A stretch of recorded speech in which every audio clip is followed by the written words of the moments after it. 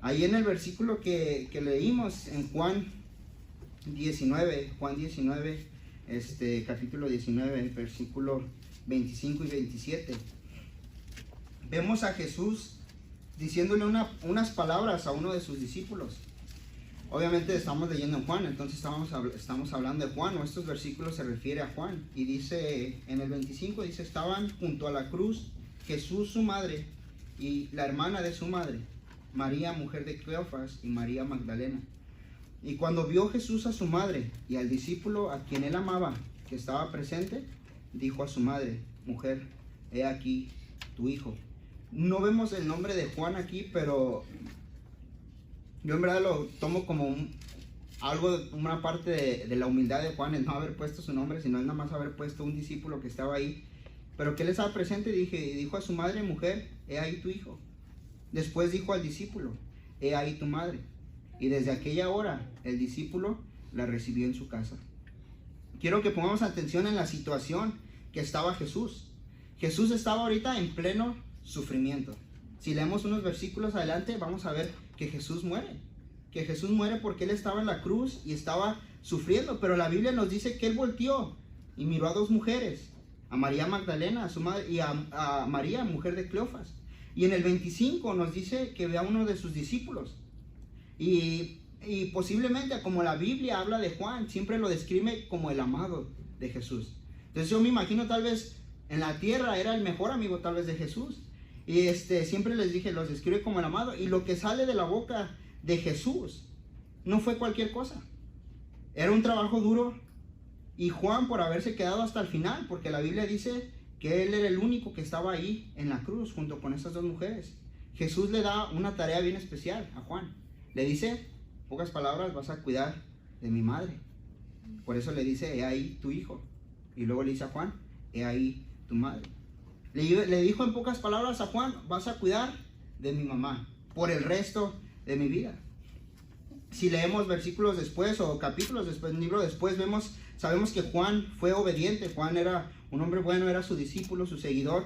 La lleva a su casa y cuida de ella. ¡Qué bendición! Pero si ponemos a pensarnos humanamente, el trabajo que Jesús le había encargado a Juan no era cualquier trabajo. Era un trabajo que iba a llevar tiempo, dedicación, paciencia especialmente. Yo no sé cuántos de aquí han cuidado a una persona mayor de tercera edad. De nuestra iglesia, yo conocí a un hermano que cuidaba creo que si no me equivoco era su mamá, y decía que batallaba. Yo no me imagino el trabajo en el que Juan se había metido. ¿Cuál se había metido? Lo habían metido. Yo no me imagino la reacción de Juan al saber la tarea que Jesús le acababa de encargar. El cuidar a su mamá. El problemón, honestamente, que se había metido Juan. El cuidar a una viejecita por el resto de su vida. Y sabemos, Juan lo toma, pero esta pobre y lastimada viuda que acababa de ver a su hijo morir y que lo estaba viendo morir, ahora, ¿quién cuidará de ella por toda su vida? ¿Quién suplirá sus necesidades? Iba a ser el trabajo de Juan. Y también estoy seguro que no era lo que Juan esperaba. Juan estuvo ahí desde el principio hasta el final. Yo me imagino que el haber estado durante todo ese tiempo, el haber pasado con Jesús y el haber estado con Jesús y el haber llegado hasta ese punto de verlo morir, yo no creo que era lo que Juan esperaba. Lo voy a explicar un poquito después, pero yo me imagino que Juan esperaba algo mucho más grande de parte de Jesús, de parte de su maestro. Pero vemos en estos versículos que Dios le encarga a un trabajo, algo de mucho trabajo, pero algo muy simple. Que para muchos de nosotros, o tal vez para mí, que soy llamado tal vez tiempo completo, que Dios me dijera, ¿sabes qué? Vas a cuidar de tal hermano por toda su vida. Pues yo diría, bueno, pues nada más eso. ¿No hay algo más? Juan fue un gran hombre de Dios y fue un buen cristiano. En la Biblia encontramos a Juan como un discípulo. La Biblia dice que él sabía pescar. Juan fue un apóstol. Y les dije que Juan era uno de los amigos más cercanos de Jesús. A Juan le tocó ver profecías cumplirse. Cuando leemos el libro de Juan, es el único libro que miró y observó en carne propia lo que pasó en el Calvario. La historia de Juan nos cuenta que no es lo que él escuchó de alguien más, o lo que alguien más le contó, sino que él mismo lo vio. Él estaba ahí exactamente, él lo vio en persona. Lo que Juan nos dice, él lo escuchó en persona. Lo que Juan nos dice, él lo vio en persona. Lo que Juan nos dice en este libro, él lo vivió en persona y lo sintió en persona y lo experimentó en persona. Hay 21 capítulos en el Evangelio de Juan, pero 7 de ellos están llenos de lo que se pasó y se vivió en el Calvario. Nada más están enfocados en esa experiencia que él tuvo al ver todo lo que pasó en ese día con el Salvador Jesús. Y es impresionante cómo este libro no nos da la genealogía de Jesús. No nos habla de otros sucesos como otros evangelios hablan. Ni nos cuenta del nacimiento de Jesús, ni nos habla de otras cosas, sino nos cuenta solamente la experiencia de Juan al lado de esa cruz. Les dije, Juan caminó con Jesús en persona. Juan oró con Jesús en persona. Juan platicó con Jesús en persona. Juan fue testigo con Jesús en persona. Y ahora Juan es el único que quedó parado observando lo que le pasaba a Jesús en los últimos minutos de vida. Él y otras mujeres. Él estaba ahí viendo. Él le tocó experimentar todo. Él le tocó verlo, y lo que está escrito en estos versículos, les dije, no es algo que alguien le contó. Es una experiencia propia de Juan. Y si conocemos un poco de lo que pasó en el Calvario, también sabemos que hay frases que Jesús dijo cuando estaba en la cruz. En los evangelios, Mateo, Marcos, Lucas, Juan, encontramos diferentes sucesos y vemos frases que Jesús dijo cuando estaba en el Calvario. La primera la encontramos en Lucas 23:34. Si vamos a Lucas 23:34, encontramos una frase de perdón. Cuando Jesús miraba a aquellos que le azotaban y le lastimaban y se burlaban de él y le hacían que le intentaban que pecara, le intentaban hacer todo mal y le maldecían, él dice, Padre, perdónalos, porque no saben lo que hacen. Enseñándonos en pocas palabras el poder de su gracia y de su misericordia. Amén. Encontramos otra ahí en unos versículos después, en Lucas 23:43, dándonos una declaración de salvación. Cuando mira a aquel ladrón que estaba al lado de él y le dice, de cierto te digo que hoy estarás conmigo en el paraíso. Vemos otra frase en Mateo 27:46, si lo ven, dice, donde Jesús estaba en la cruz, y vemos vemos que él estaba clamando en pocas palabras, y dice ahí en Mateo 27:46, Elí, Elí, lama sabactani, que significa, Dios mío, ¿por qué me has desamparado? Otra de las frases que podemos encontrar está en Juan 19:28, que describe un poco de ese sufrimiento que él pasó, y dice, tengo sed. Es un hecho muy sobresaliente, que le dan ¿qué? Vinagre a beber. Pero él exclama, tengo sed. Ahí mismo en Juan 19:30 encontramos otra frase, una frase de victoria para el creyente. Y esta es una frase poderosa y revolucionaria que dice, consumado es. Diciendo que el pago ya estaba hecho. Que ahora la puerta estaba completamente abierta para todo aquel que creyera en él. Y él dice en Juan 19:30, consumado es.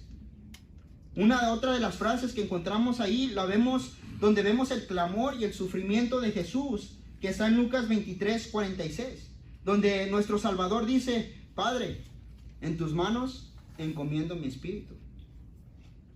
Pero hay otra frase que el Señor dice, donde muestra y expone el cuidado de Jesús hacia sus hijos, y una comisión, un llamado, un ministerio, que era el ministerio de Juan. Es una frase de relación y responsabilidad, y la leímos en nuestra lectura principal, ahí en Juan 19, 26 al 27, ahorita lo vamos a leer. Pero antes de leerlo, quiero que entendamos que Juan deja fuera muchas cosas que habían pasado, les dije, en el Calvario. El libro de Juan se enfoca mucho en el Calvario, pero también deja muchas cosas afuera que otros evangelios mencionan. Juan no menciona el terremoto que ocurrió después de su muerte. Juan no menciona la partición del velo. Juan no menciona el suicidio de Judas, pero en este pasaje, en estos 3 versículos que leímos, solamente vemos a Dios que nada más Él simplemente no dejó que Juan no pusiera estos 3 versículos del llamado que Dios le había dado a Juan y el ministerio que Dios le había dado a Juan. Y no dudo que está ahí por una razón, para hacernos y dejarnos ver la importancia que es el servir en una iglesia, el tener un ministerio. Ahorita voy a ir a mi punto. Vemos ahí en el versículo 26, les dije, mujer, he ahí tu hijo. Y en el 27 le dice a Juan, he ahí tu madre. Les dije, no dudo que esos versículos y esa frase está ahí por una razón. Cuando estaba Jesús colgado en la cruz, sufriendo por nuestros pecados, colgado ahí por horas, en agonía, en dolor, en sufrimiento por nuestros pecados. Imagino esa escena que estos versículos describen. Cuando Él voltea su cabeza, yo la imagino llena de sangre por esa corona de espinas que Él llevaba y cargaba. Yo me imagino cansado, en agonía. Imagino esa escena cuando Él voltea su cabeza y voltea y ve a su madre María, y ve a la otra María, y ve a su discípulo Juan. A su discípulo Juan.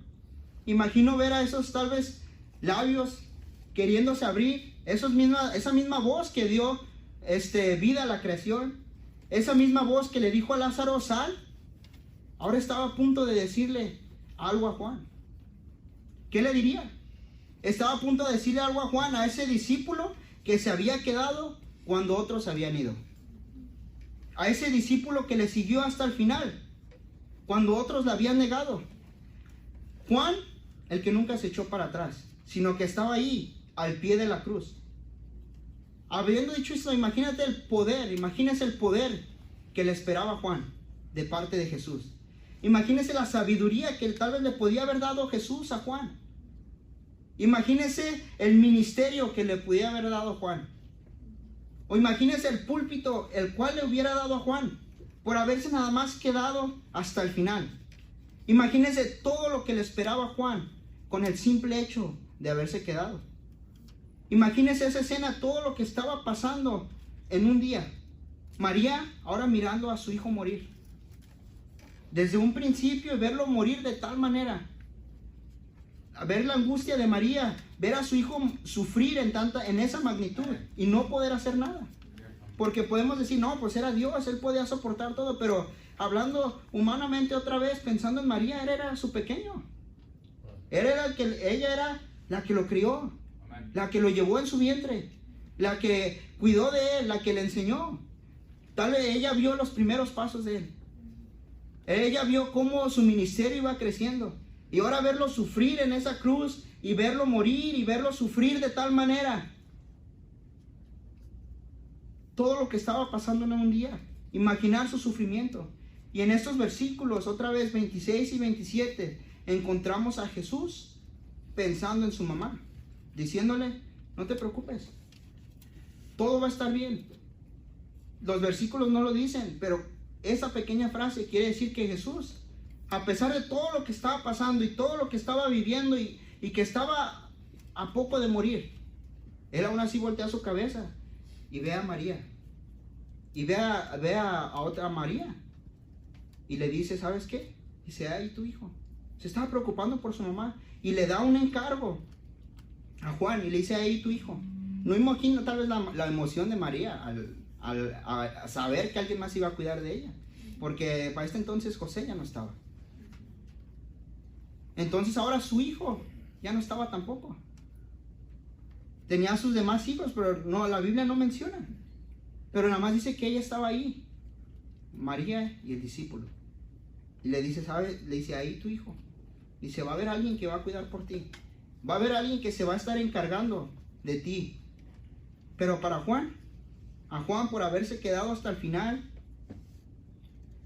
nos ponemos a pensar, les dije desde un inicio, por haberse quedado al final, yo me puse a pensar, yo creo que a él le deberían de haber dado el haber predicado en Pentecostés, el día de Pentecostés. Yo me imagino que a él le hubieran dado esa gran iglesia en Jerusalén para pastorear. Yo digo que a él le hubiera tocado ser el líder de los discípulos, por él haberse quedado hasta el final.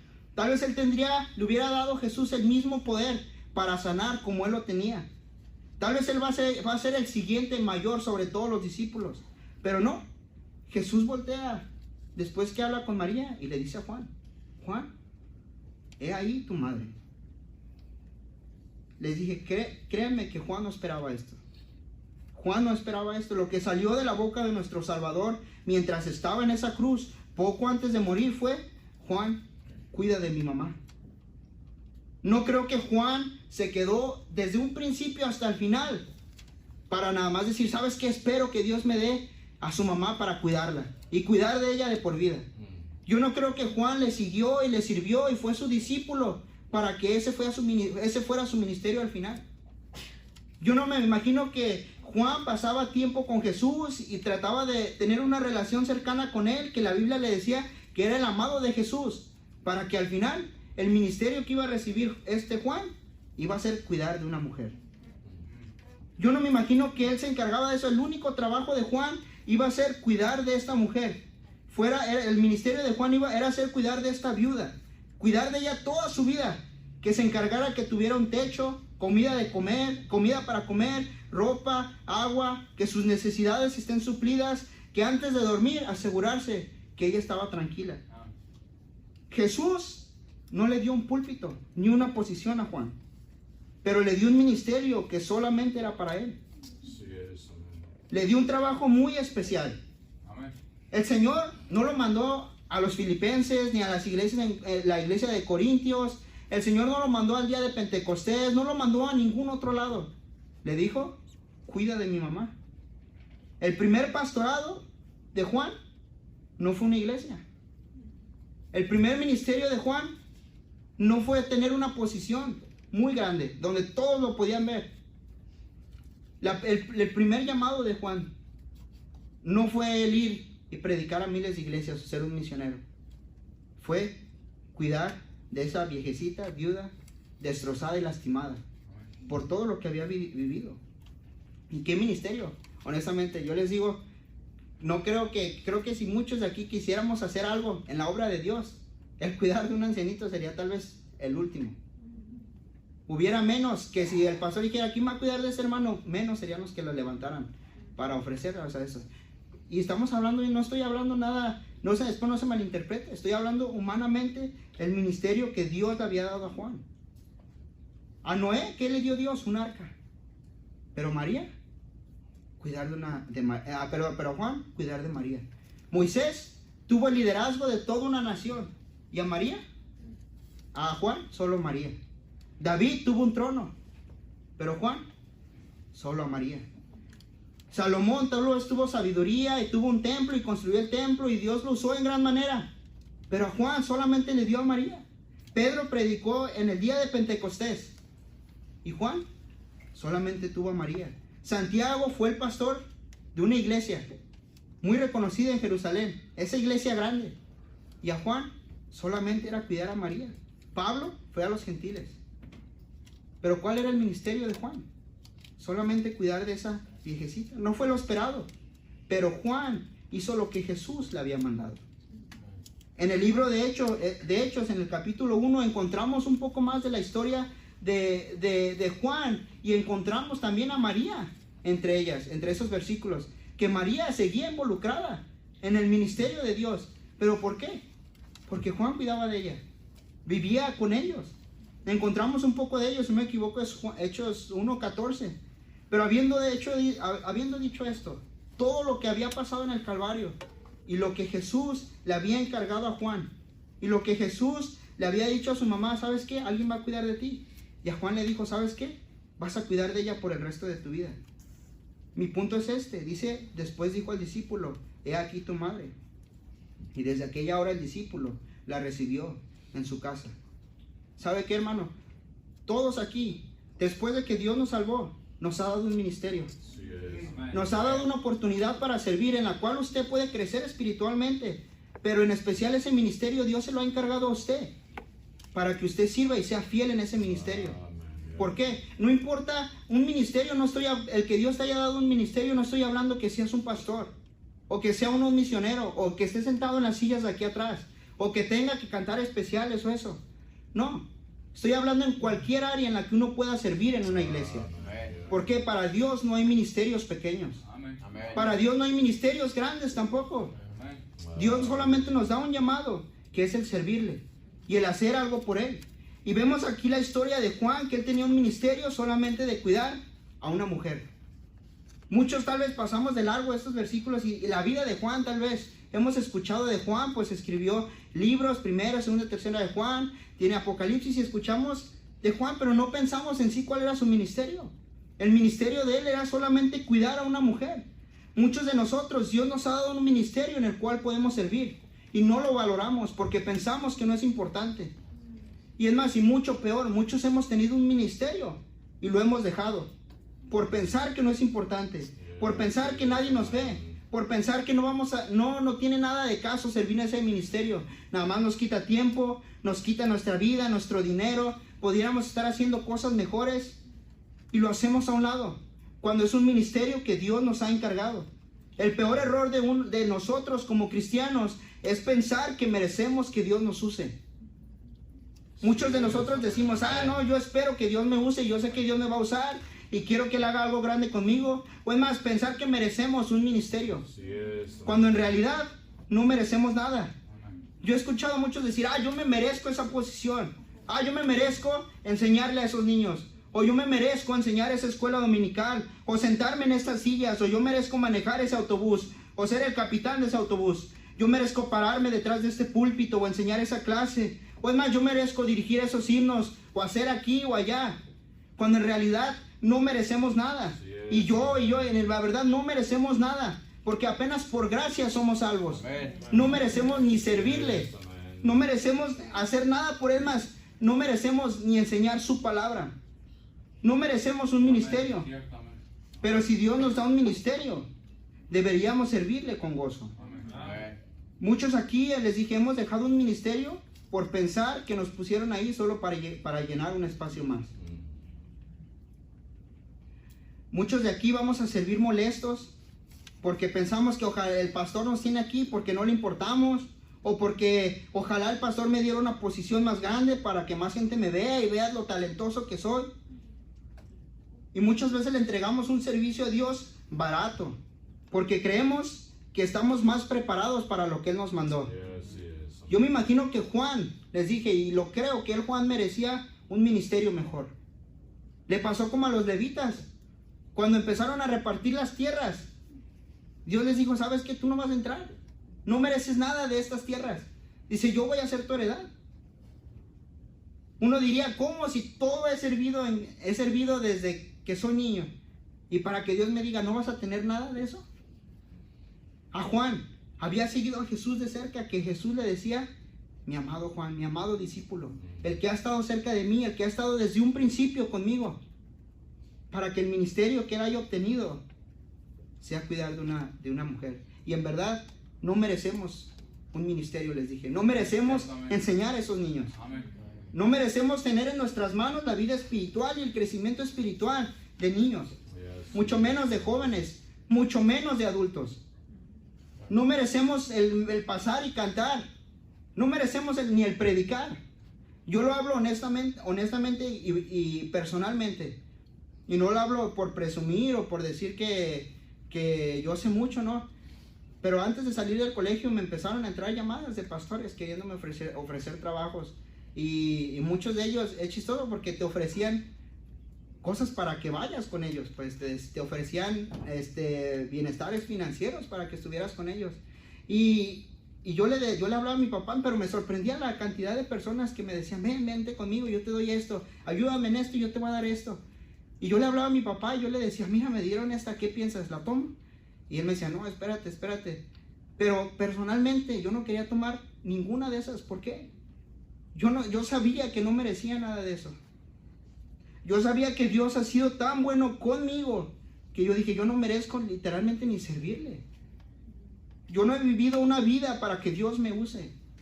Yo no he vivido una vida, dije, hay otros estudiantes a los cuales Dios les puede dar cosas más grandes que yo. Y muchas veces nosotros, el pastor le ha dado un ministerio a usted y usted lo ha dejado. Porque usted piensa que es mucho para ese ministerio. Porque usted piensa que estos niños ni entienden, ni escuchan, ni me ponen atención. Obed-Edom era ser portero. Y no estoy hablando de porteros que paran los goles. Estoy hablando de porteros que cuidan las puertas. Y dice que él cuidó las puertas. Y la Biblia habla que Dios bendijo a Obed-Edom, a su familia y a sus generaciones. Con el simple ministerio de abrir las puertas. La otra, les dije, estamos cumpliendo el propósito de Dios o lo estamos destruyendo. El segundo es, deberíamos nada más servir para nosotros obtener bendición. Deberíamos de servir para Dios, pero a través de ese servicio obtenemos bendición. En el 3 es en Romanos 11:13, rápidamente, en Romanos 11:13. Romanos 11:13. Dice Pablo, porque a vosotros hablo, gentiles, por cuanto yo soy apóstol a los gentiles, honro mi ministerio.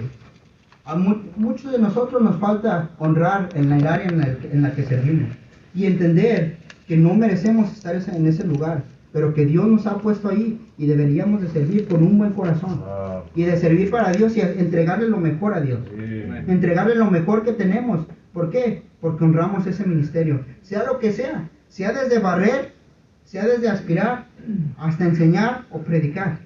Deberíamos honrarlo de la misma manera porque estamos sirviendo al mismo Dios. Amén. Nuestro último punto está en Éxodo 31. En Éxodo 31. Dice en el versículo 1, dice, habló Jehová a Moisés diciendo, mira, yo he llamado por nombre a Bezaleel, hijo de Uri, hijo de Ur, de la tribu de Judá. Y lo he llenado del Espíritu de Dios, en sabiduría y en inteligencia, en ciencia y en todo arte. Antes de continuar, vemos que Dios llama a Bezaleel.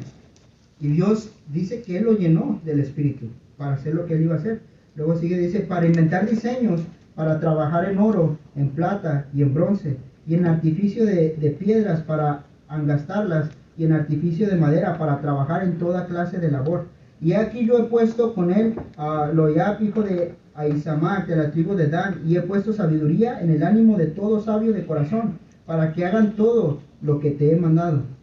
Aquí el llamamiento de Bezaleel era para construir el tabernáculo de sacrificios. Y si seguimos leyendo en el capítulo 31, capítulo 32, 33, 34, 35, 36, 37, hasta llegar al 38, vemos el duro trabajo que pasó Bezaleel, trabajando con madera, trabajando con metal, trabajo de construcción, para terminar el llamado que Dios había tenido. Y en el 38:22 dice, y Bezaleel, hijo de Uri, hijo de Ur, de la tribu de Judá, hizo todas las cosas que Jehová mandó a Moisés. ¿Qué es mi punto con este? Dios nos ha dado a todos un ministerio para servir, trabajar en él, desgastarnos en ese ministerio para Dios.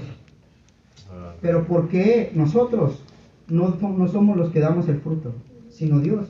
¿Cuál es este fruto? Para terminar, vamos a la segunda de Crónicas. Vemos el trabajo de Bezaleel, un trabajo arduo, segunda de Crónicas capítulo 1, un trabajo arduo, un trabajo que necesitaba estar horas bajo el sol. Y antes no tenían trabajos, taladro en Milwaukee para cortar esa madera o hacer todo ese tipo de trabajo. Antes era un trabajo duro, difícil. Y aún así Bezaleel terminó lo que Dios le había mandado. Otra vez vemos un ejemplo de un ministerio que a muchos no nos gustaría estar. Y pensaríamos, no, que los que no saben de Biblia, que se queden a construir. Y nosotros los que sabemos nos pongamos aquí atrás. No. Era un ministerio que Dios le había dado. Y si leemos en el versículo 1, dice, Salomón, hijo de David, fue afirmado en su reino, y Jehová su Dios estaba con él, y lo engrandeció sobremanera. Y convocó Salomón a todo Israel, a jefes de millares y de centenas, a jueces y a todos los príncipes de todo Israel, jefes de familia. Y fue Salomón, y con él toda esta asamblea, al lugar alto que había en Gabaón, porque allí estaba el tabernáculo de reunión de Dios, que Moisés, siervo de Jehová, había hecho en el desierto.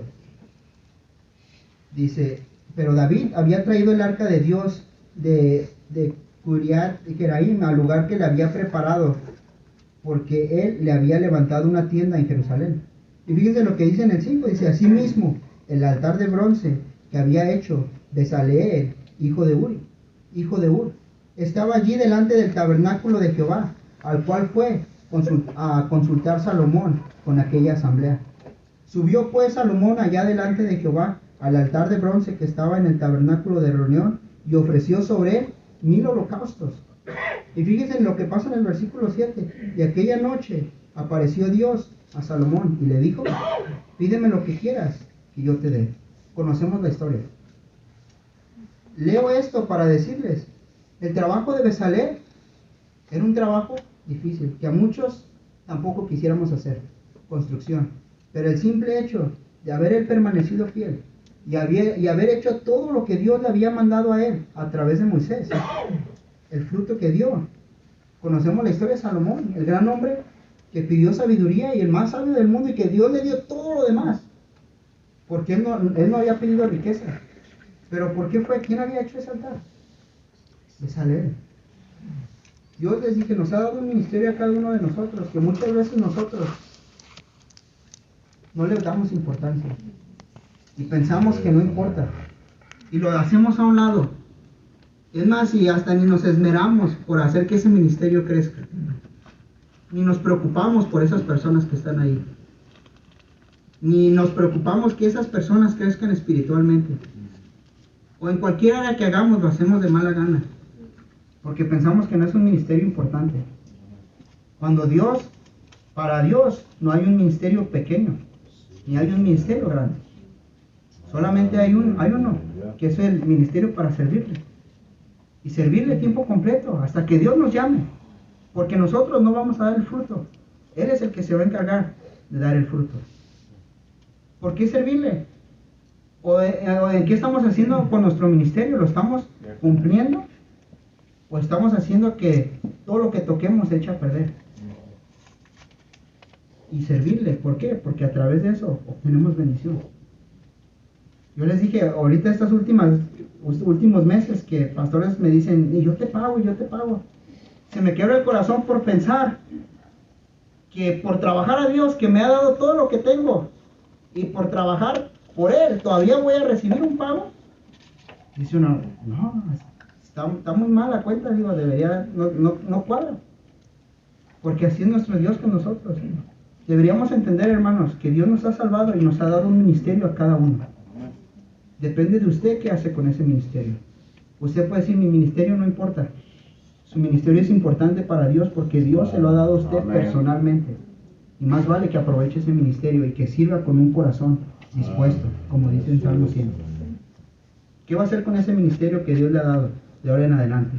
¿Lo más lo va a aprovechar o va a seguir con ese mismo corazón que siempre ha tenido a través de ese ministerio? O si ya dejó el ministerio que Dios le había dado, le habían encargado en la iglesia, regrese a ese ministerio.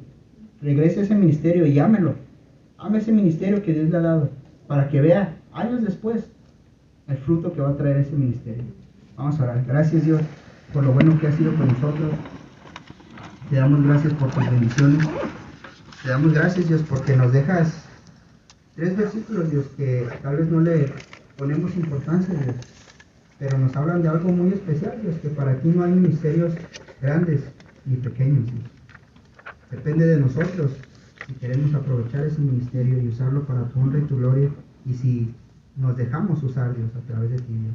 Te damos gracias por lo bueno que eres, Dios. Bendice esta iglesia, Dios, a cada uno de los hermanos que están aquí, Dios, hermanos amados, Dios, y que están dispuestos, Dios, a hacer lo que sea por ti, Dios.